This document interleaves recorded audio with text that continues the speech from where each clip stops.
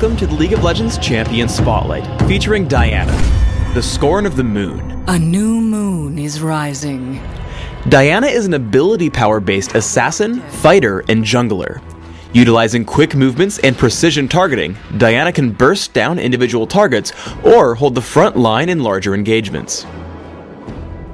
Diana's passive is Moonsilver Blade. Diana automatically enjoys increased attack speed, and every third attack will deal bonus damage in an area. Not attacking for a few seconds will reset this attack timer.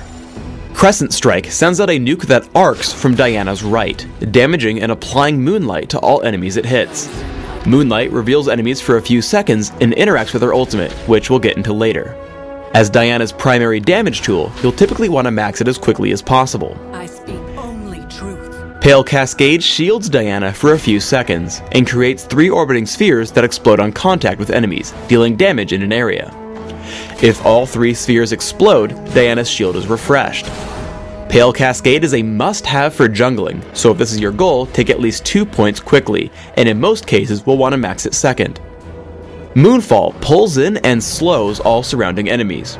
Taking an early point will help you secure kills and save allies, but usually can be left at just 1 point until maxing your other abilities. Diana's ultimate is Lunar Rush. Lunar Rush teleports Diana to target enemy and damages it upon arrival. If Lunar Rush is cast on a target afflicted with Moonlight, the cooldown is immediately refreshed. As with all ultimates, take Lunar Rush at levels 6, 11, and 16.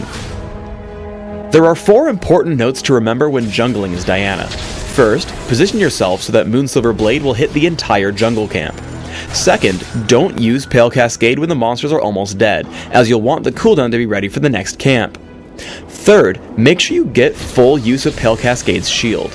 Don't activate it until jungle monsters start actually attacking you. Finally, try to position such that detonating the spheres from Pale Cascade hit all the monsters of the camp. When ganking, try to get into position to land Moonfall first. Here Diana is able to flash into range from Moonfall, hitting all 3 spheres in Pale Cascade as well as Crescent Strike and Moonsilver Blade. It's important to save Moonfall until your opponents actually try to run. As Diana takes on Hecarim with the help of her team, she deals as much damage as possible with the rest of her abilities. Only once he tries to run does she hit Moonfall, pulling him back into range for Terek's Dazzle and the kill. In order to gain a bit of extra speed when clearing the jungle, or escape from chasing enemies, remember that you can reveal jungle monsters with Crescent Strike and then jump to them with Lunar Rush.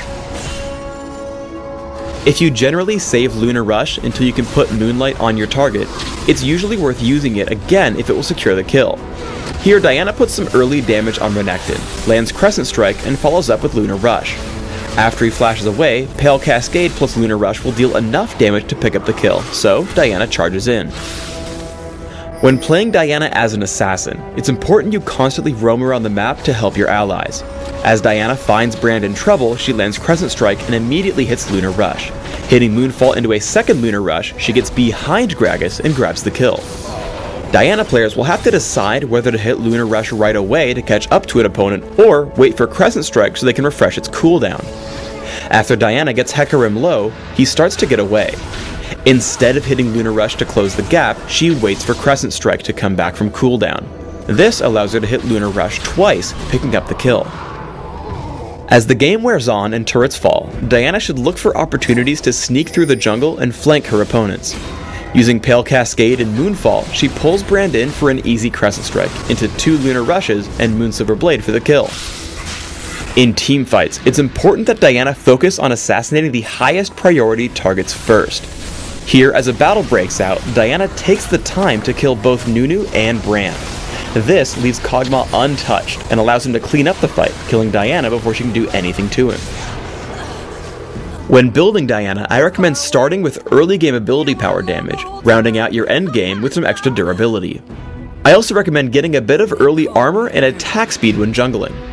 For runes, try attack speed marks, flat armor seals, flat ability power glyphs, and flat ability power quintessences. Consider 21-9-0 masteries, taking all the magic damage increasing masteries in offense, plus minion damage reduction and bonus health in defense. For summoner spells, try either Flash plus Smite for jungling, or Ignite for further champion killing power. When building items, I like to open with Boots of Speed and Health Potions, plus a Prospector's Ring on Dominion. When jungling, I add Philosopher's Stone and Heart of Gold for extra income. Rabadon's Death Cap massively increases my damage, Abyssal Scepter grants a nice mix of damage and durability, and Frozen Heart ensures I can survive tough fights. Adding a Void Staff makes sure I can deal damage to enemies who stack magic resist, and finally Ryle's Crystal Scepter adds some extra utility to my build at the end.